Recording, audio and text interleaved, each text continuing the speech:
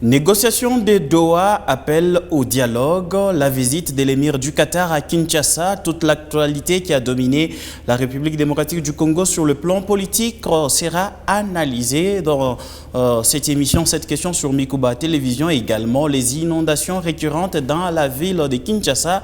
Kinshasa qui est le miroir de la République démocratique du Congo, cette ville se retrouve en tout cas confrontée à des inondations régulières ou récurrentes à chaque tombée de pluie. Est-ce un problème de gouvernance ou un problème d'assainissement ou même d'éducation de la masse? Messieurs et dames, bienvenue dans votre émission de la rédaction. Cette question pour en parler, je reçois sur ce plateau Monsieur Pierre Tiamala, vous êtes cadre du parti politique UDPS. Salut et bienvenue. Bonjour Monsieur Chérif, et bonjour à tous les co-débatteurs et bonjour à tous les téléspectateurs qui nous suivent à travers le monde. Et nous sommes très heureux d'être invités sur ce plateau de Mikuba Télévision pour débattre des questions importantes qui concernent notre nation. Merci beaucoup, Monsieur Clovis Moinzé. Vous êtes un habitué de cette émission, analyste politique et cadre du parti politique Ensemble pour la République. Bienvenue. Merci, M. Chérif. Je salue tous les téléspectateurs de Mikuba Radio-Télévision ainsi que mes co-débatteurs. Nous sommes sur ce plateau pour débattre des questions qui concernent notre pays et je plaide pour un débat républicain. Merci beaucoup, Monsieur Fiskalembe. Vous êtes activiste de la société civile de la structure ADH. Salut et bienvenue. Merci, Monsieur Chérif. Je profite de cette occasion pour souhaiter les condoléances à la famille de l'honorable Théodore Mafo qui vient d'être enterré aujourd'hui et souhaiter aussi que son âme repose en paix parce qu'il a été pour nous une pensée positive, une école vivante. Aujourd'hui, nous a quittés. Nous ne pouvons que penser de bonnes choses à son égard et en tout cas que le sein d'Abraham puisse l'accueillir confortablement. Merci beaucoup, Monsieur Fiskalembe. Vous m'avez précédé sur cet homme. Je voulais lui rendre un hommage, en tout cas à l'honorable Théo Mafo, qui était un habitué de l'émission. Cette question, mes condoléances à toute sa famille et à tous ceux qui les connaissent. Paix à son âme. Alors, l'actualité, c'est les inondations dans la ville de Kinshasa. Monsieur Pierre Tiamala, vous êtes un cadre de l'UDPS, comme je l'ai annoncé. Pourquoi l'on assiste actuellement à des inondations récurrentes dans la capitale congolaise? Merci beaucoup, Monsieur Chérif. Avant d'aborder la question, je souhaite aussi, une fois déjà, j'adresse mes condoléances à l'honorable qui vient de nous quitter. Également, mes condoléances à tous les Crézers qui ont connu l'incident malheureux que nous déplorons jusqu'à présent. En tout cas, toutes mes condoléances à toutes ces familles qui ont perdu les proches. Pour aborder notre question, le sujet du jour sur l'inondation, eh bien, nous devons comprendre une chose, l'inondation a plusieurs facteurs. Il y a plusieurs facteurs qui interviennent, qui sont à la base des inondations. Nous avons notamment le premier facteur qui est naturel, c'est d'abord la pluie. Et la pluie, comme nous parlons de la ville-province de Kinshasa, vous devez mettre en tête que cette ville est pratiquement à côté du fleuve Congo, ce qui fait que la crue du fleuve Congo crée des débordements des eaux qui finalement arrivent à envahir certains quartiers de la ville de Kinshasa. Mais au-delà de ça, il y a un problème de l'urbanisation non planifiée. Vous savez que cette ville connaît une expansion rapide qu'on n'arrive même pas à expliquer aujourd'hui. Et cette expansion, donc cette urbanisation rapide ou expansion de la ville n'est pas généralement accompagnée par une politique d'infrastructure adéquate pour arriver à canaliser les eaux et les amener là où elles doivent être bien sécurisées, s'il faut le dire. Et c'est là, tous ces éléments réunis, fait que nous avons de manière permanente et régulière, chaque fois qu'il y a la pluie, des inondations. Si l'on comprend mieux, quand vous parlez de l'urbanisation et de la politique, c'est-à-dire qu'il y a un problème de gouvernance de la ville de Kinshasa. Non, mais effectivement, pour tous celui qui a été à Kinshasa, il y a des choses à refaire. Il y a des gens qui ont construit sur les lits des rivières, des endroits qui n'étaient pas censés être construits, mais finalement, on a trouvé, il y a des gens qui y habitent. Regardez tout au long de la rivière Ndil, il y a des gens qui se retrouvent dans des endroits jadis étaient considérés comme des pâturages ou des fermes où les gens pouvaient amener des vaches et consorts pour les nourriture. Mais finalement, avec l'expansion, avec tout ce que nous connaissons comme présence de gens à Kinshasa, on fait que actuellement tous ces endroits sont occupés.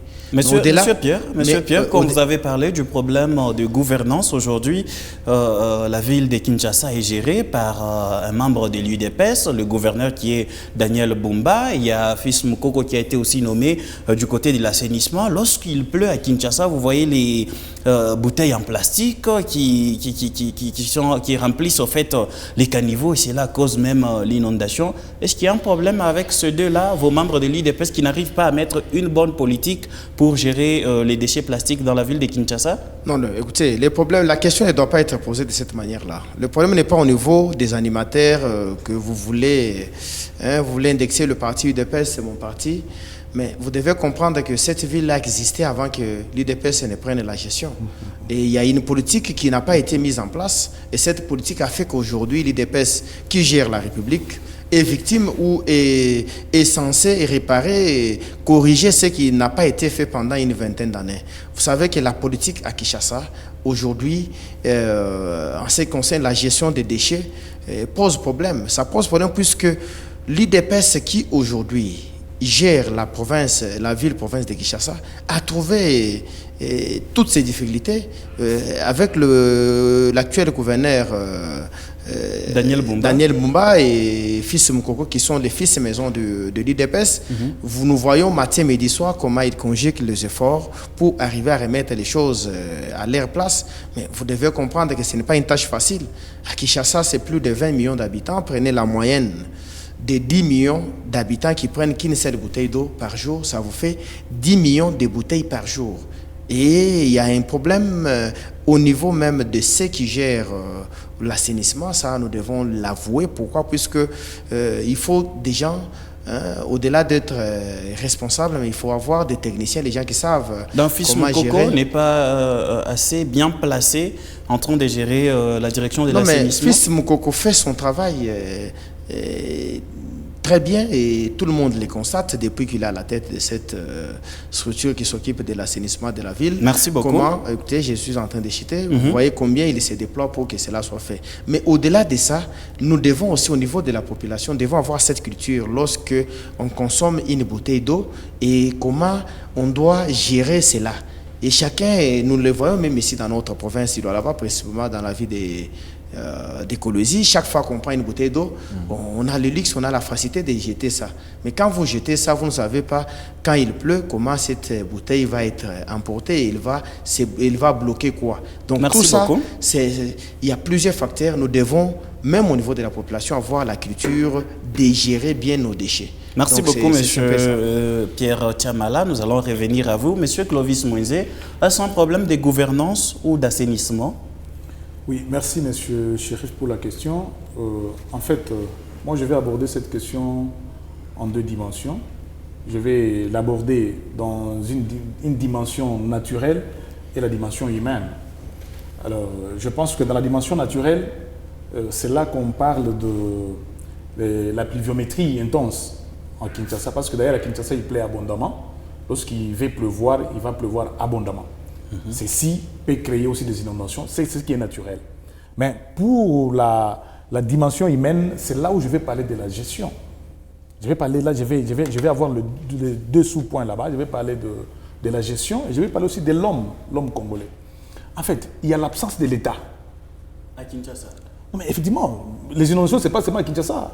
L'eau inonde même ici. Mais je pense que lorsqu'il pleut ici, il y a des endroits où il y a beaucoup d'eau, où on ne sait même pas mais traverser. À Kinshasa, c'est devenu... Voilà, mais à Kinshasa, c'est ça. C'est là où je dis que les naturels, oui, il pleut abondamment à Kinshasa. Mais lorsqu'on parle de l'humain, c'est là où on parle, il y a l'absence de l'État. L'État ne fait rien à Kinshasa.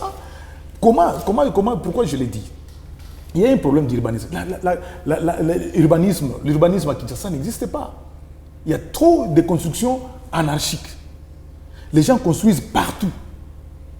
Ils construisent sur les lits de rivières, ils construisent sur des caniveaux, ils construisent même là où il ne faut pas construire.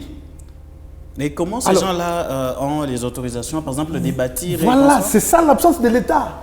L'État n'existe pas. Monsieur... Comment expliquer, comment est-ce que vous pouvez permettre à votre propre population de construire dans un endroit inapproprié et puis par la suite créer des dégâts?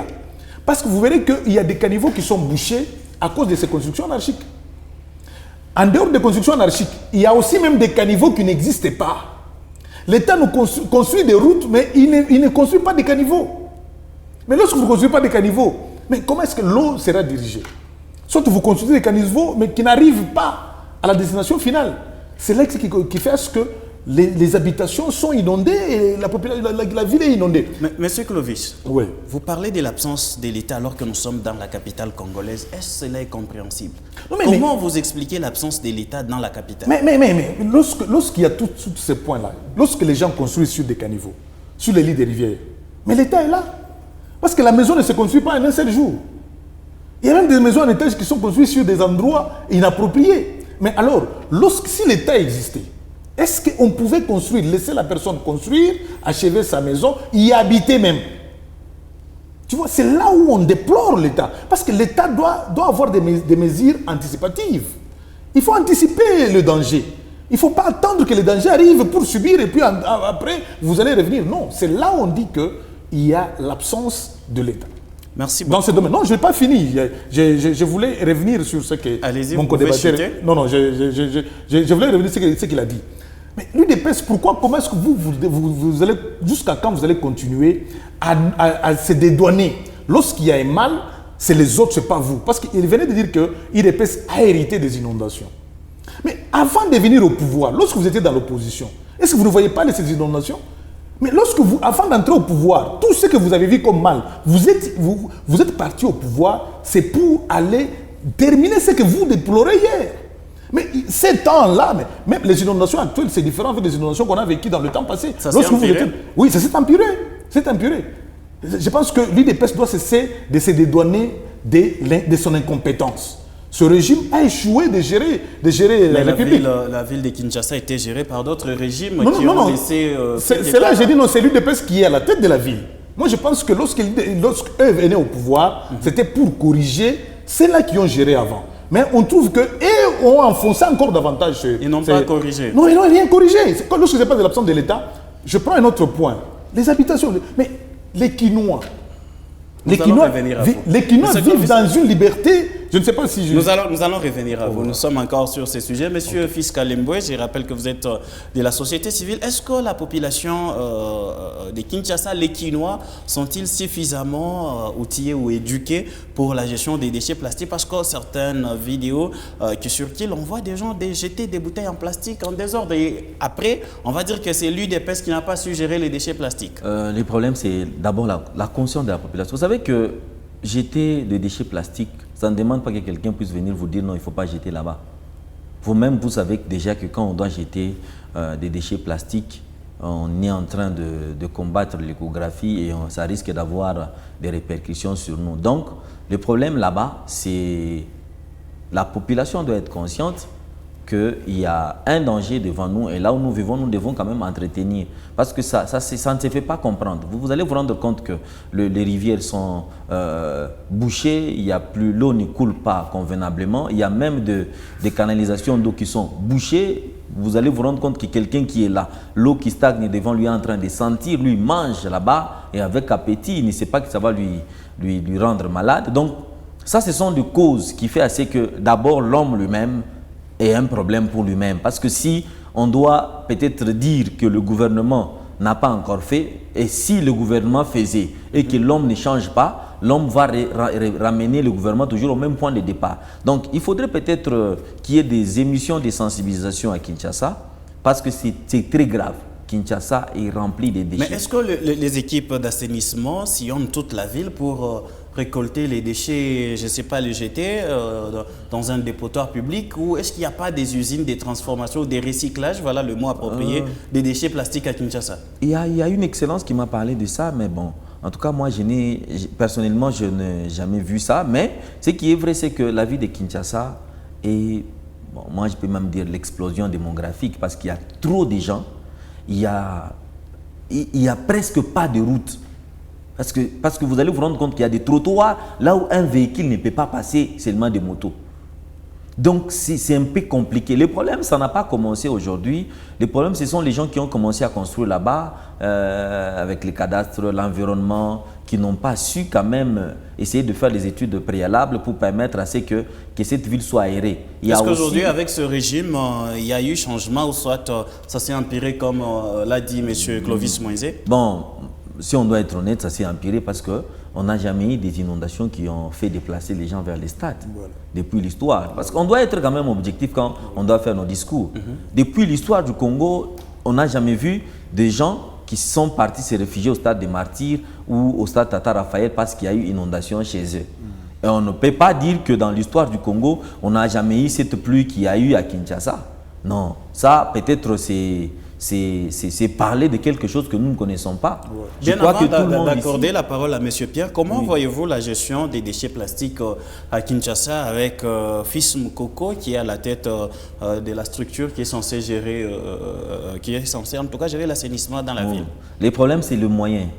La gestion, ça va, mais il n'a pas assez de moyens. Vous savez que ces secteurs-là à Kinshasa demandent plus de moyens. Et ça ne demande pas que ces moyens-là proviennent du gouvernement provincial ou de la ville de Kinshasa. Ces moyens peuvent provenir du gouvernement central parce que quand vous voyez d'abord Kinshasa, le problème de canalisation d'eau là, c'est un problème sérieux qui demande à ce que... Est-ce qu'on ne pourrait pas appliquer le prototype que les gens commencent à s'abonner et puis les équipes de la mairie passent, comme ça s'est fait ici à Kolwezi? Tout le monde n'a pas de moyens là à Kinshasa. Bon, quelqu'un qui se réveille le matin pour aller seulement saluer les gens qu'on lui donne 1000 francs, 2000 francs, comment est-ce qu'il peut s'abonner?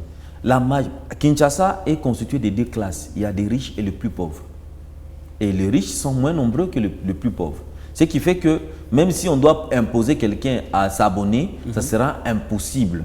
Parce que là, il n'y a que le fonctionnaire de l'État. Et il y a aussi des commerçants et les gens qui se débrouillent par-ci, par-là. Ça poserait des problèmes. Donc là, on pouvait demander à ce que l'État puisse mettre sur pied de moyens nécessaires pouvant permettre d'abord, la première des choses, ce sont des canalisations d'eau qui manquent à Kinshasa.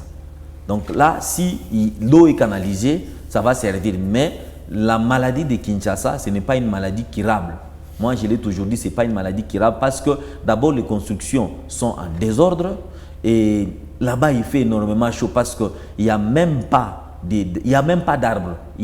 Dans la majorité des communes de Kinshasa n'ont pas d'arbres, à part si vous allez côté Cité Verte, tout ça, ainsi de suite. Ce qui fait qu'il y a un problème d'abord d'écosystème là-bas. Il fait énormément chaud, les gens ont des difficultés de vivre là-bas et malheureusement aussi, les problèmes de salubrité là, c'est compliqué. Donc, si le gouvernement central peut prendre à charge des Fils Moukoko, on va voir quand même le changement. Et avec ces projets-là, il faut mettre vraiment une somme conséquente qui va permettre à ce que cette ville-là ne puisse pas disparaître un jour, ou bien que nous puissions encore compter de morts, nous ne puissions pas encore compter de morts comme c'était dans le passé, ou de déplacer vers les stades Tata Raphaël. Merci beaucoup, M. Pierre Tiamala.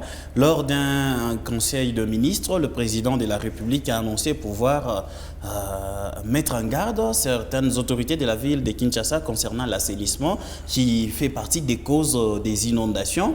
À quand les sanctions de ces personnes-là qui ne se distinguent pas dans leur travail?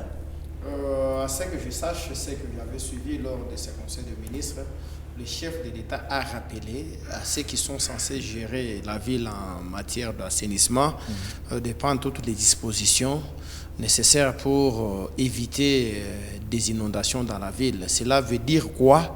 C'est-à-dire que vous êtes responsable d'un secteur chargé de l'environnement, vous devez présenter un plan qui peut permettre aujourd'hui à trouver des solutions. Alors, ce n'est pas qu'il y a une mise en cadre, comme vous le dites, mais je dois revenir quand même sur quelque chose que j'ai suivi ici. Vous savez, on ne veut pas voir l'IDPS partout. L'IDPS, c'est un parti modèle. Nous avons... depuis que le chef de l'État est à la tête de ce pays, nous l'accompagnons, nous en tant que son parti, sa famille politique. Nous avons de manière claire démontré que là où c'était 0, nous avons ajouté 5. Vous allez vous rappeler ensemble avec moi que cette République avait été gérée à son temps par M. Kabila et son plus proche collaborateur Katumbi. Et nous tous, nous avons vu à quel niveau ils nous ont amenés, si ce n'était rien d'autre que les affaires. Monsieur Pierre, qu'est-ce que Kabila vient faire dans les histoires des inondations actuelles à Kinshasa? Il a évoqué que l'UDPS n'a pas apporté plus. Mais au contraire, aujourd'hui, quand vous êtes dans la ville de Kinshasa, il y a des démolitions. J'ai beaucoup aimé mon frère de la société civile qui a dit que ce sont des maisons acquises dans des conditions bizarres. Mais ces maisons datent de longtemps. Je ne pense pas que toutes ces maisons qu'on détruit aujourd'hui ont existé dans les 6 ans. C'est-à-dire qu'il y a eu des gens qui ont géré cette république. C'est pourquoi j'ai cité les noms de M. Katumbi, proche collaborateur de Kabila, qui ont géré cette république. Vous pouvez tenir le micro au milieu, juste le milieu du micro. Quand ils ont géré cette république, tout le monde a vu qu'ils s'occupaient beaucoup plus des affaires que les affaires privées, les business, que de l'État. Preuve, ils se sont divisés à cause de l'argent. Ils ne se sont pas divisés puisqu'ils aimaient beaucoup plus le Congo. Donc, évitez de faire croire aux gens que l'UDPS est responsable de ce qui se passe. L'UDPS est venu corriger ce qui se passe. Justement, concernant les inondations, qu'est-ce qui a été corrigé? Maintenant, oui, mais les inondations, je crois que mes amis ne maîtrisent pas l'hydrologie. Au-delà d'être politique, je suis géologue de formation de l'Université d'écologie et de Lubumbashi. Je suis Kassapar. Donc nous devons quand même à un certain moment, lorsque vous n'avez pas... Je suis géologue. Okay? Je suis géologue de formation. J'ai étudié les cours d'hydrologie et je crois que mes amis ne sont pas mieux placés pour venir donner des leçons et informer aux gens. Aujourd'hui, nous avons les phénomènes que tout le monde déplore à travers le monde. Il n'y a pas 5 jours, il y a... la COP, on appelle ça la COP 30 qui s'est tenue au Brésil. Il y a ces phénomènes de changement climatique qui touchent pratiquement beaucoup de pays à travers le monde. Alors dire qu'aujourd'hui, nous sommes étonnés depuis les temps du président Honoré, qui est devenu chef rebelle, bien sûr, qu'il n'y a jamais eu des inondations où les gens sont déplacés au stade de mentir, c'est vraiment ne pas connaître la science. Donc si vous n'avez pas d'émotion, il faudra vous taire et chercher l'information auprès des spécialistes comme nous, puisque vous risquez de venir ici raconter des choses qui n'existent pas. Monsieur Pierre, Monsieur Pierre Tiamala, aujourd'hui, je vous relance avec une question. On a vu dans des pays comme l'Égypte, où la capitale Caire a été vraiment surpeuplée, les autorités égyptiennes ont décidé de délocaliser ou de construire une nouvelle ville. C'était le cas, il y avait une annonce d'un projet Kinshasa, Kitoko, quelque chose comme ça, si je me rappelle bien. Nous en sommes où avec ce projet-là? Je ne suis pas gestionnaire de ce projet. Ça, d'abord, nous devons nous fixer. De deux, nous devons beaucoup plus nous atteler sur ce qui se passe dans la ville. Est-ce qu'aujourd'hui... Je viens de vous poser la question d'une nouvelle ville parce que vous avez parlé de la surpopulation et les inondations à Kinshasa. Mais ces projets, j'ai dit ceci, ces projets d'élargir, d'urbaniser la ville de Kinshasa, mais a commencé depuis que le président Félix est à la tête de ce pays, il y a des coins qui n'étaient pas fréquentables. Aujourd'hui, quand vous allez au fin fond de Bumba, vers la ferme de l'ancien ministre Kizenga, les endroits qui étaient pratiquement inexistants, aujourd'hui, grâce au président Félix, il y a une route de contournement. Tout ça, ce sont des solutions pour arriver à désengorger la ville.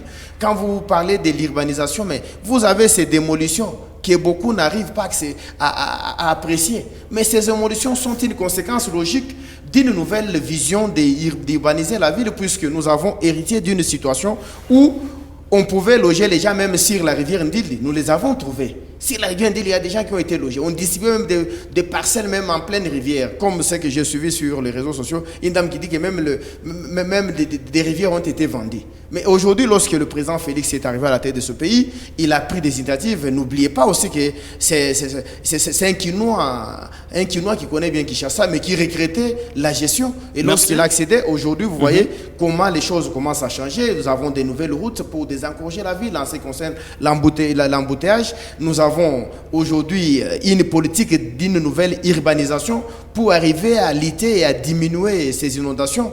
Mais cela fait 7 ans que l'IDPS gère la ville de Kinshasa. Mais c'est un travail qui se fait. Il y a eu Dubaï qui a été inondé. C'est un phénomène naturel.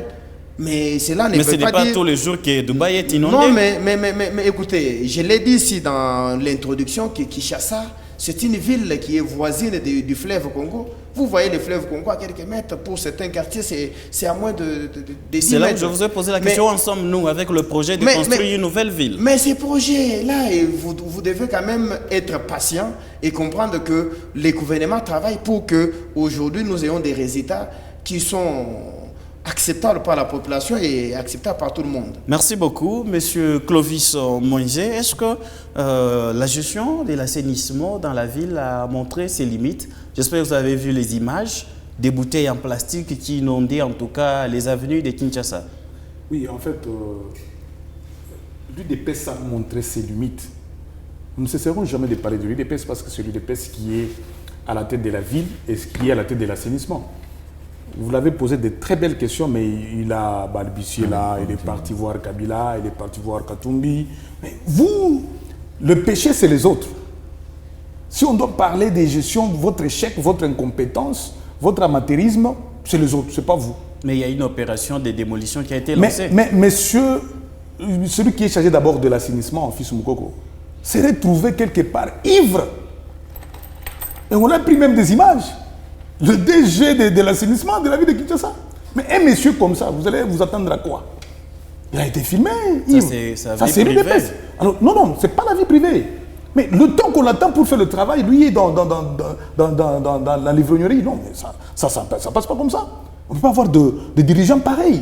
C'est ça que nous déplorons tous les jours. Le temps qu'on attend les chefs de l'État ici pour résoudre certains problèmes, mais il est ailleurs, dans des voyages. Alors, qu'est-ce que vous allez dire? Aujourd'hui, il m'a dit que l'IDPS a ajouté quelque chose. Mais monsieur l'expert en hydrologie, vous, lorsqu'il y a un réchauffement climatique, mais vous en tant qu'expert, comment vous ne cherchez pas des mécanismes pour résoudre ces problèmes? Vous laissez les problèmes s'empirer pour venir nous dire que non, si vous n'avez pas d'informations, venez nous voir, nous sommes experts. Moi, non, mais il ne faut pas dire ça. Il dit qu'on peut empêcher la pluie. Non, pas empêcher la pluie, mais je vous ai parlé de la pluviométrie intense à Kinshasa, ça ne date pas d'aujourd'hui. À Kinshasa, c'est un milieu où il y a trop de collines et des vallées. Il pleut abondamment là-bas. Vous êtes expert, vous avez dit que vous connaissez l'hydrologie. Vous savez que lorsqu'on parle de vallées et de collines, là, il pleut abondamment. La pluviométrie intense à Kinshasa, ça ne date pas d'aujourd'hui. Et même les pluies qui inondent, qui endeuillent les populations, qui mettent les gens en dehors de leur maison. Est-ce qu'il y a différence de pluie? Non, je vous pose. Il a plu abondamment dans le mandat de Tshisekedi que dans le mandat d'autres. Non, je pose la question. Est-ce qu'il a plu comme ça? Alors, s'il vous plaît, monsieur Pierre. Alors, pourquoi ça n'a pas été... S'il vous plaît, monsieur Pierre, s'il vous plaît. Écoutez, c'est pourquoi je vous ai dit au début que je vais parler dans deux dimensions.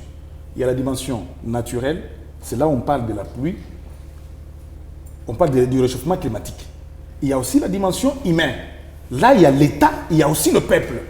Aujourd'hui, monsieur Clovis, oui, qu'est-ce que le régime ou les gouvernants doivent faire pour qu'on ne puisse pas assister à ces inondations fréquentes à Kinshasa? Voilà, c'est ça la bonne question que M. Pierre n'a pas su répondre. En fait, pour résoudre les problèmes d'inondation, c'est très simple à faire. Il y a autant de millions qui sont gérés dans l'assainissement. Vous parlez de moyens, il n'y a pas de moyens. Il y a des moyens qui sont mis à la disposition de ces brigades d'assainissement, mais ils font quoi? Ils font leur vie, ils font leur jouissance. Prendre ces mains, il y a 24 communes à Kinshasa. Il y a 24 communes. Que chaque bourgmestre ait $10 000 par mois. Juste $10 000. Juste 10 000. Voilà, $10 000. Il prend le 10 000. Il répartit ça dans le quartier. Cherchez des jeunes. À Kinshasa, il y a beaucoup de chômeurs. Il n'y a pas de travail à Kinshasa. Il y a beaucoup de chômeurs. Mais que chaque bourgmestre prend le jeune. Il prend seulement $2 000 dans chaque quartier et il met une équipe de jeunes pour tirer les caniveaux.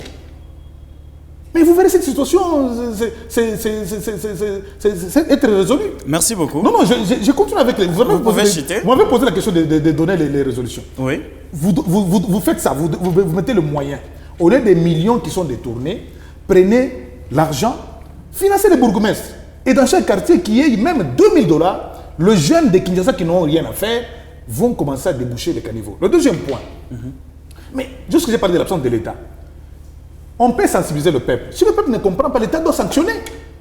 L'État doit sanctionner tous ceux-là qui ne veulent pas se mettre en chemin pour respecter le président de la République l'a annoncé lui-même lors d'un conseil de ministres que bientôt il va commencer à sanctionner. Voilà, c'est pourquoi j'ai dit qu'il n'y avait pas eu l'absence. Lorsqu'il a compris qu'il y a l'absence de l'État, c'est maintenant qu'il veut instaurer l'autorité de l'État. Pourquoi? Parce que lorsque les gens jettent les bouteilles et que vous ne faites rien, à Kinshasa, il y a une légèreté terrible, je vous dis. Les gens vous construisent anarchiquement, facilement, n'importe où. Les gens vous jettent la saleté n'importe où. Vous verrez que tout ça, ce sont des causes. Mais si l'État existait, même on devrait commencer à punir tous ces gens. Merci. Et là, on devrait résoudre ces problèmes. Merci beaucoup, Monsieur Clovis. Monsieur Fiskalembo, j'avais suivi dans un atelier de la société civile qu'on nous parlait que les entreprises qui nous fabriquent les bouteilles en plastique ont une responsabilité de la gestion de ces plastiques-là. Est-ce qu'à Kinshasa, il n'y a pas une politique de contraindre ces entreprises-là à verser de l'argent pour que le gouvernement commence à collecter toutes ces bouteilles en plastique afin que ça soit bien géré? Je crois que ça a été fait. Ça a été fait. Il y a même une proposition d'une décision qu'on avait demandé aux entreprises qui produisent de l'eau ne puissent plus commencer à les produire en bouteilles plastiques. C'était, je crois, cette décision date de longtemps, ça doit être de 2016 ou de 2017, quelque chose comme ça. Bon, je voulais un peu, avant de continuer, essayer un peu de corriger M. Pierre, qui dit expert en hydrologie. Je ne parle pas de l'hydrologie ou de la géologie, mais j'ai parlé de l'histoire. Donc, si malheureusement vous comprenez l'histoire comme la géologie et l'hydrologie, moi j'ai parlé de l'histoire parce que je ne suis pas expert en géologie ou en hydrologie. Donc, voilà ce que vous pouvez comprendre de mon côté. Peut-être vous avez des pensées hydrologiques, mais moi j'ai des pensées historiques. Si vous pouvez me corriger en hydrologie ou en géologie, c'est tant mieux parce que vous êtes expert dans ça. Donc, c'est juste une parenthèse que je voulais ouvrir. Et vous allez vous rendre compte qu'avec cette situation, malheureusement, que vous allez on constate que les entreprises qui produisent de l'eau, oui, ils payent des taxes. Des taxes, même les taxes de l'environnement, ils payent.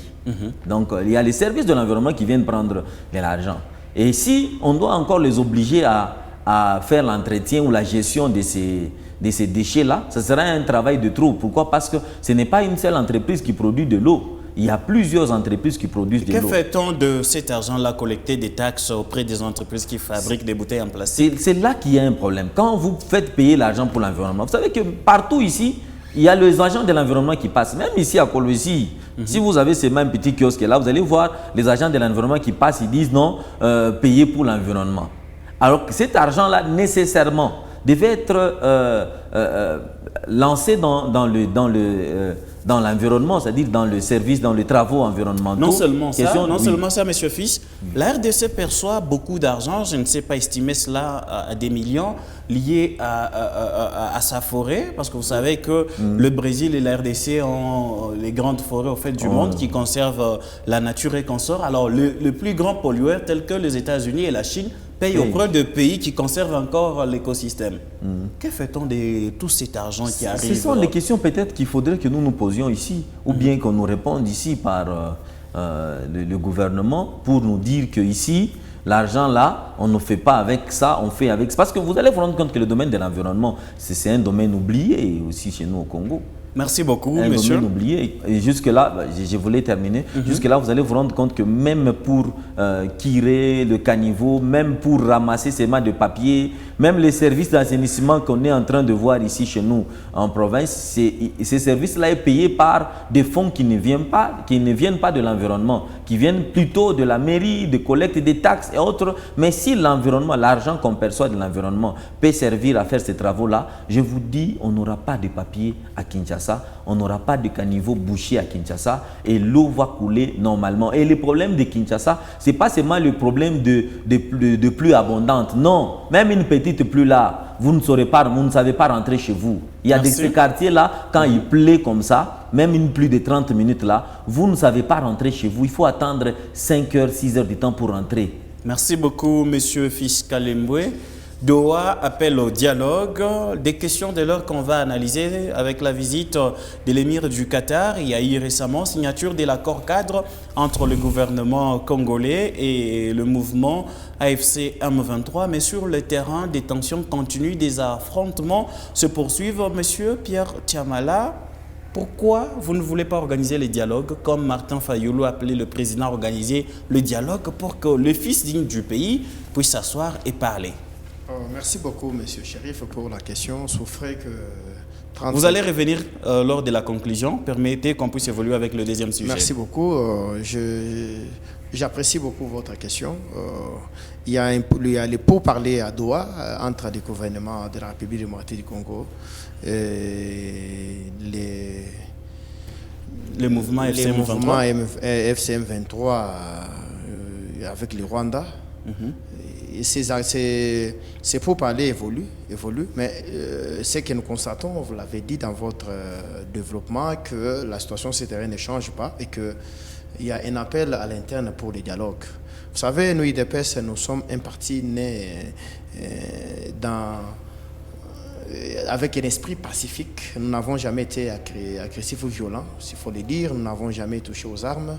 Mais malheureusement, nous avons, au cours de notre évolution, été victimes de plusieurs barbaries des régimes qui sont habitués au sang, comme les régimes passés que M. Kabila, qui aujourd'hui est devenu chef rebelle du mouvement M23, avec qui nous dialoguons. Vous dialoguez avec Kabila? Mais il a envoyé ses Nanga et consorts. Mais dialoguer, c'est quoi? Nous sommes avec le M23. Du moment où Kabila lui-même est le chef de ces mouvements-là. Mais ceux qui sont là sont ses représentants. Et ce n'est pas un secret. En parlant de ça, pourquoi aucune organisation internationale n'a reconnu l'implication de Kabila dans le mouvement FCM23? Mais l'organisation internationale a reconnu l'implication de Katumbi dans une... Non, moi je parle de Kabila. Écoutez, je parle de Kabila. Mais je vous réponds, laissez-moi développer mes idées. Mais l'implication de Kabila dans cette histoire du M23, est-ce qu'aujourd'hui nous pouvons continuer à faire une émission sur ça, monsieur Chérif? Mais ça a été dit, lui-même l'a dit. Il a dit que l'M23, c'est ça même ce que le peuple congolais veut. Le peuple congolais veut qu'il soit tué, qu'il soit... C'est là, c'est ce qu'il a dit. Mais il a dit lors de sa première sortie médiatique, quand il dit que les revendications sont légitimes et c'est les aspirations du peuple congolais. Vous voulez qu'on mette un dictionnaire ici pour vous expliquer qu'est-ce que signifie aspiration, qu'est-ce que signifie peuple? Maintenant, M. Pierre, aujourd'hui, avec l'arrivée de l'émir du Qatar en RDC, il y a eu signature de plusieurs protocoles d'accord, notamment des partenariats. On peut espérer que le Qatar vient investir en RDC. Il n'y aura plus cette affaire ici de la FCM 23? Mais écoutez, c'est ça le souhait de tous les Congolais. Je crois que cette question a été évoquée selon ce que nous avons suivi à travers le média. Cette question a été évoquée à ce qui concerne la paix à l'est de la République démocratique du Congo, puisque n'oubliez pas que c'est le Qatar qui est à la manœuvre de toutes les négociations actuellement, après l'échec de Luanda, où le M23 était représenté par Kagame, qui n'a pas en dernière minute répondu à l'invitation pour signer la ceinture. Mais pour revenir sur la question du dialogue, mais le dialogue est toujours permanent. Nous l'avons toujours dit, le chef de l'État, c'est un homme de dialogue. Le dialogue en République démocratique est toujours permanent. L'UDPS, c'est un parti qui prend le dialogue. Nous avons mené notre lutte pacifiquement et nous continuons toujours à gérer ce pays pacifiquement. Il n'y aura pas de sang. Mais malheureusement, aujourd'hui, les gens veulent nous faire des chantages comme si le dialogue qui va être organisé aujourd'hui est le seul qui va résoudre les problèmes. Non. Vous savez que dans notre constitution, si vous prenez la première page, on vous donne toutes les crises qu'a connues la République démocratique du Congo, et nous avons signé un pacte où les gens ont accepté qu'ils ne prendront pas les armes. Mais chose étonnante, nous avons vu un ancien chef de l'État qui devrait être en ce moment ici, être un sage de la République, où on pouvait constater à tout moment, prendre les armes contre la République et tuer le peuple qu'il a dirigé pendant 18 ans. Merci beaucoup. Maintenant, aujourd'hui, les dialogues, le chef de l'État l'a déjà dit. Les dialogues, oui, mais pas avec les gens qui sont gérés, téléguidés par Kagame, puisque nous allons vivre avec ces gens ici. Qui vous dit aujourd'hui? Tout le monde réclame des dialogues. Non, vous préférez qu'il reste là-bas en train d'occuper une partie du pays mais pas occupé, mais comment nous allons dialoguer pendant que la République, vous ici sur le plateau, qui peut aujourd'hui me dire que quand on va dialoguer avec Fayulu, avec Katumbi et consorts, finalement, Kagame va cesser, va instrumentaliser Kabila et ses compagnons? ça va changer par quel bâton magique. Merci. Nous devons quand même cesser de tromper le peuple en disant non, les dialogues, c'est la solution aujourd'hui qui va mettre fin à la guerre. Non, cette histoire aujourd'hui de la guerre, c'est une volonté. Aujourd'hui, les Congolais, petit à petit, commencent à prendre conscience et comprennent que le camp de la patrie que dirige le président Félix est le meilleur et qu'il faut soutenir ce camp. Merci beaucoup. Monsieur Clovis Moïse, des négociations qui continuent. L'appel au dialogue fait par plusieurs personnalités, même structures, la SENCO, l'ECC, le mouvement Sauvons la RDC, Martin Fayoulou, la société civile. À ce jour, avec toutes ces négociations, qu'est-ce qui bloque le retrait du M23? Je suis perdu d'entendre ce que M. Pierre Tchamala est en train de dire. Je suis vraiment perdu et puis je comprends que l'incohérence commence à la tête jusqu'en bas. Comment ça? Pourquoi il doit être incohérent jusqu'à ce niveau? M. Pierre Tchamala vous dit ici que nous dialoguons avec Kabila à Doha. En même temps, il vient et il dit non, nous ne pouvons pas dialoguer. Le président a dit que il y aura un dialogue, mais pas avec ceux-là, les supplétifs du Rwanda. Mais lui, il confirme ici qu'ils sont en train de dialoguer avec le M23 à Doha. Mais les mêmes supplétifs-là, vous acceptez de dialoguer avec eux à l'étranger, pas avec tous les Congolais, et maintenant vous allez dialoguer avec qui? Mais écoutez, mais soyez quand même correct. Vous avez parlé que nous avons signé un pacte républicain où nous avons dit que nous devons respecter. Mais vous avez ce pacte-là. Lorsque vous voulez changer la constitution pour que Tshisekedi reste au pouvoir éternellement, vous avez respecté le pacte républicain. Non mais quand même, vous jouez de qui? Le Congo, la paix n'est ni à Doha, ni à Washington. La paix, c'est entre les Congolais. L'histoire de la République démocratique du Congo, je l'ai toujours dit, sera écrite ici et par les Congolais. Mais M. Tshisekedi ne peut pas se choisir lui-même avec qui dialoguer. Il y a un problème. Les choses ne marchent pas. Vous appelez que non, c'est Kagame. Depuis quand? Moi, j'ai toujours posé la question. Quand est-ce que UDPS et Kagame ont-ils divorcé? Le président l'avait dit que Kagame l'a poignardé dans le dos. Il y avait déjà cette proposition-là de collaborer ou d'être partenaire. Si le président, si Kagame l'a poignardé, ça veut dire qu'ils ont conclu quelque chose à l'insu du peuple congolais. Mais qui? Le conseil du chef de l'État l'avait dit. L'ancien conseil du chef de l'État qui... Fortuna Bissele l'avait dit. Que non, nous on avait trouvé que Kagame avait le carnet d'adresse, nous avons notre minerai, que lui vend. Mais ils ont cherché un commissionnaire. Ce sont eux qui ont cherché Kagame. Mais lorsque, dans leur partage du butin, ça n'a pas marché, et Kagame se révolte, et aujourd'hui vous voulez que tout le monde condamne Kagame. Oh non, si quelqu'un ne condamne pas le Rwanda, nous n'allons pas dialoguer avec lui. C'est quoi ça? Qu'est-ce qui vous empêche de condamner le Rwanda? Mais condamner, ça veut dire quoi? Lorsque nous vous conseillons dans le temps, n'allez pas à l'EAC. Mais ils se sont entêtés, ils sont partis. Mais nous les avons conseillés. C'est nous qui avons commencé. Il y a des rapports qui ont prouvé, noir sur blanc, que Kagame, avec ses troupes, sont sur le sol congolais. Qu'est-ce qui empêche aujourd'hui l'opposition de condamner le Rwanda? Non, mais écoutez, nous l'avons condamné avant Tshisekedi, avant l'UDPS. Nous l'avons condamné Kagame avant Tshisekedi. Lorsqu'ils étaient encore dans leur amour, lorsqu'ils se chérissaient encore, nous on condamnait. Rappelez-vous, le président Moïse avait dit que c'est une erreur d'appartenir à l'EAC, parce que le pays de l'EAC, ce sont ces pays-là qui nous agressent. Nous sommes bien avec la SADC. Ils n'ont pas compris. Là, ils étaient encore chéris. M. Pierre Tchamala était encore au stade, en train de chanter « Yonani Oboya Kagame ». Lorsque nous on condamnait. Mais aujourd'hui, monsieur Claude, la gestion de la politique. S'il vous plaît, aujourd'hui, avec l'arrivée de l'émir du Qatar, il y a eu la signature de plusieurs protocoles d'accord.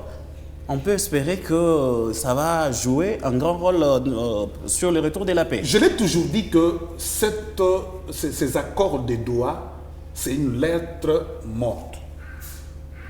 Ça n'aboutira à rien. Que l'UDPS continue à s'entêter, à faire ce qu'il fait. Parce que depuis le 19 juillet, ils ont signé l'accord de principe. Est-ce que lorsqu'ils ont signé l'accord de principe, le cessez-le-feu inclut tout consort? Ils ont respecté ça sur le terrain? Merci beaucoup. Pas plus qu'hier. Merci. Pas plus qu'hier. Il y a eu des affrontements. Merci. Alors je pense que s'ils ne veulent pas du dialogue, ils veulent mettre ce pays à genoux. Le pays, nous devons aller au dialogue. nous savons que M. Tshisekedi, il est aussi une partie prenante au dialogue. Il est une partie du problème. Merci beaucoup, M. Clovis. On doit se problème aussi avec lui. Merci beaucoup. Monsieur Fiscalembo, est-ce que la diplomatie qatarienne est-elle différente d'autres qu'on a assisté? Il y a eu bien sûr d'autres négociations menées par Luanda, par Nairobi. Ça a échoué aujourd'hui avec le Qatar, plus de 6 mois. L'homme 23 ne s'est toujours pas retiré. Qu'est-ce qu'on peut comprendre par ça? Ce qui est vrai, nous, société civile, on a toujours encouragé qu'il y ait des dialogues, même. Malheureusement que les dialogues que le gouvernement est en train de négocier, ça ne produit pas de résultats jusqu'à-là. On ne sait pas quand est-ce que ça produira des résultats, mais nous, on accompagne le gouvernement dans les dialogues parce qu'on sait que quand on est dans un état de guerre et sur le front, nous sommes en train de nous battre et le dialogue, nous sommes en train de le mener comme il faut. Peut-être on ne sait pas là où la solution viendra, mais le mal c'est quoi? C'est que un pays qui s'est dit il est pacificateur, il vient me dit non, la République est de ce côté, M23 de côté, mais par après on sent qu'il y a des protocoles là à l'intérieur, ben, ça commence à douter. On s'est dit peut-être ils sont venus parce qu'ils savent déjà que le Congo a plus de minéraux, les Congolais sont peut-être faibles, on peut signer des contrats avec eux, en profiter. Et c'est la même chose que nous étions en train de condamner. Est-ce que le fait de venir investir ici, ça ne va pas accentuer que la paix puisse revenir parce qu'ils vont devoir protéger leur investissement? Dans quel état ils sont venus? C'est ça le problème. On appelait tous ces temps ici les investisseurs à venir investir ici chez nous au Congo. Mais quand ils doivent profiter des dialogues pour venir s'infiltrer ici, ben, ça risquerait de poser des problèmes. C'est là qu'il y avait aussi les problèmes du contrat chinois aujourd'hui qui pose des problèmes. Le Congo, avec les problèmes de moyens, ça ne marchait pas. On fait appel aux Chinois et par conséquent, et après on dit non, les contrats chinois ne payent plus. Voici. Il y a aussi les contrats qu'on était en train de condamner, c'est de Washington aussi. On se disait que comment est-ce que Washington peut prendre des affaires en main et nous exiger qu'il y ait un contrat minier, ainsi de suite. Donc, comment vous, la société civile, vous analysez tous ces appels au dialogue, mais le gouvernement semble ne pas accepter la proposition d'organiser un dialogue avec tous les fils du pays? Que ce soit du côté de l'opposition et du côté de la majorité, je crois qu'il y a un problème sérieux. Je commence par du côté de la majorité. On dit on n'ira pas au dialogue avec des gens qui font déjà partie de M23. Alors qu'on est déjà en train de dialoguer avec les M23 à Doha. Vous voyez que c'est du méli-mélo. On n'arrive pas à comprendre. Au juste, on est en train d'éviter qui? On est en train d'éviter qui? Kabila, il est de M23. Mais on dit qu'on doit organiser un dialogue, on ne peut pas l'inviter alors qu'on discute avec lui du côté de Doha. Si et seulement si réellement ils sont de M23, parce que moi je n'ai pas de preuves qui contredisent ou bien qui confirment qu'ils sont réellement de M23. Mais il faudrait que nous puissions être rationnels dans ce que nous sommes en train de faire.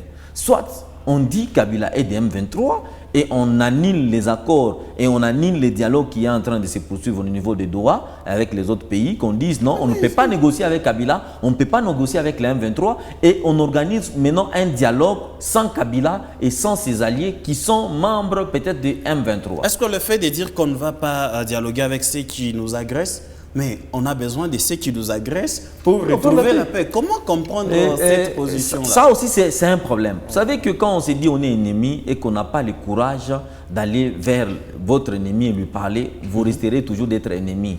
Le Congo appartient à tout le monde. Et c'est ça le problème avec les gens qui nous gèrent. En tout cas, moi je crois à la sagesse du président de la République, mais il y a certains qui sont de ces côtés-là qui pensent que quand on est au pouvoir, on ne peut pas écouter les opposants, ils sont toujours contre nous. Non, ils sont congolais, ils respirent l'air du Congo, ils boivent l'eau du Congo. Quelle que soit la cruauté d'une personne, mais il a toujours un côté qui est positif et il peut vous être utile. Merci. Et si on ne doit pas aller au dialogue avec les Kabila et les autres, alors qu'on est en dialogue avec Kabila, comme le représentant du pouvoir vient de le dire, pour moi, je trouve que c'est un cercle vicieux que nous sommes en train de tracer nous-mêmes. Ça ne nous mènera nulle part. Il y a quelque chose que nous sommes en train de chercher et nous cherchons en même temps son contraire. Merci beaucoup, M. Fiscalembo. M. Pierre Tiamala, votre conclusion? Je crois que je dois revenir sur ce qu'a dit M. Clovis. Nous sommes dans une suite logique et les chefs de l'État restent cohérents et nous, son parti politique, nous demeurons encore cohérents. le M23, c'est une émanation du Rwanda et le Rwanda a utilisé ce pion, entre autres M. Kabila, Nang et consorts. C'est-à-dire que le chef de l'État, lorsqu'il avait dit qu'il ne négociera pas avec le pantin, il va négocier avec leur maître, vous allez interroger l'histoire, vous allez comprendre ensemble avec moi qu'avant que ces pourparlers des Doha commencent, il y a eu la première rencontre qui a déclenché tout entre le chef de l'État et Paul Kagame, qui est le maître de Kabila et de Nang et consorts. Aujourd'hui, sur ces plateaux, quand j'entends M. Clovis balbutier, chercher à cajoler des mots pour ne pas citer les Rwandais, c'est vraiment ridicule pour un Congolais que j'aime bien, qui est sérieux, et qui veut aujourd'hui chercher à madouer un peu le Rwanda, comme si on ne sait pas que le Rwanda est sur le sol congolais. Ça, ce n'est pas une histoire qui demande d'être de l'IDPS ou de ne pas être de l'IDPS. C'est une histoire où on doit d'abord se mettre en tête que le président Félix un jour quittera ce pouvoir. Maintenant, pourquoi vous préférez dialoguer avec l'homme 23 non, mais écoutez, et non faire un dialogue intercongolais? Écoutez, qu'est-ce qui se passe? Je l'ai déjà dit plusieurs fois dans plusieurs émissions, que nous sommes un pays agressé. Nous devons d'abord nous mettre d'accord qu'il y a une agression. On ne doit pas congoliser cette histoire. Nous sommes agressés, mais pourquoi les Rwandais présents partout? Posez-vous la question pourquoi les Rwandais présents à Washington, il était présent à Luanda et puis finalement au Katasi, les Rwandais n'ont rien à voir. Pourquoi la Zambie ne s'intéresse pas à ça? Pourquoi il n'y a que les Rwandais? Mais il n'y a que les gens de l'ensemble qui se tentent à justifier ça. Et c'est regrettable. Donc les dialogues à l'interne, moi je pense que personnellement, je ne suis pas fanatique des dialogues qu'on veut nous organiser, que les opposants veulent nous donner. Ce sont des dialogues où c'est un dialogue et des partages. C'est des gens qui veulent, après avoir échoué lamentablement aux élections, cherchent à récupérer. Vous doutez que le dialogue non, mais ne peut pas ramener la paix? écoutez, quel dialogue aujourd'hui, puisque nous en avons, on a déjà eu plusieurs dialogues dans ce pays et qui n'ont jamais donné de résultats. Merci. Tous ces gens ici. Merci. Clovis, vous pouvez citer. Oui, je suis en train de citer. Clovis, s'il était candidat, je ne sais pas, s'il était candidat aux élections, c'est un candidat malheureux. Il pense que grâce à ce dialogue, il pourra gérer les quartiers l'huile et il faudra chercher l'occasion d'entrer dans le dialogue. Ça, c'est vraiment regrettable. Merci beaucoup. Votre conclusion. En fait, j'ai été candidat tel que tu as dit, mais malheureusement, vous, de l'Union sacrée, vous avez eu de machines à voter dans vos maisons. Moi, j'ai été voté par le peuple. Tellement que vous avez eu de machines dans vos maisons et vous êtes vous donnez des postes. Il n'y a jamais eu d'élection. On a toujours dit. En fait, l'incohérence dont je parle, c'est de la tête aux pieds. Le chef de l'État avait dit jamais il ne sera sur une table de négociation avec le pantin. Mais aujourd'hui, il est avec eux. Moi, je ne sais pas, l'UDPS comprend que la violence ou quoi? Parce qu'ils ont été un parti barbare qui n'a jamais été dans l'opposition républicaine. Pourquoi? Parce que les opposants non armés leur disent, venez, et invitons même ceux qui ont pris les armes contre leur propre pays. Invitons-les, parlons pour avoir la paix. Mais vous cherchez la paix où? Vous avez essayé toutes les méthodes. Merci, vous pouvez chiter. Oui, mais je vais chiter en disant ceci. Oui. Le pays appartient à plus de 100 millions d'habitants. On ne peut pas réduire le pays à l'UDPS, ni à l'Union sacrée. Merci beaucoup. Le pays nous appartient tous et nous allons faire que ce pays soit respecté. Merci beaucoup. Allez-y. S'il vous plaît, monsieur Fils, votre conclusion. S'il vous plaît, monsieur ensemble, s'il vous plaît, respectons la police du débat, s'il vous plaît, monsieur Pierre, respectons la police du débat. Justement, pour conclure, je voulais demander au gouvernement central de se pencher par rapport au dossier de la ville de Kinshasa, qui est quand même de fonds alloués pour que Kinshasa puisse retrouver sa beauté. Parce que quand on parlait de Kinshasa avec les anciens musiciens, Papa Wemba, on croyait que Kinshasa c'était très beau, mais quand on arrive là-bas, en tout cas c'est un peu c'est misérable. Si le gouvernement peut s'y pencher pour décaisser des fonds, permettre à ce que la ville puisse rayonner. Et par rapport au dialogue, nous, société civile, nous encourageons les dialogues, bien qu'on sait qu'il y aura à boire et à manger, mais il faudrait qu'il y ait une étude préalable pour permettre à ce que les Congolais et les M23 qu'on cite là, merci beaucoup, monsieur Fiscal Emboué, messieurs et dames, ça sera tout. On se retrouve prochainement. Portez-vous bien.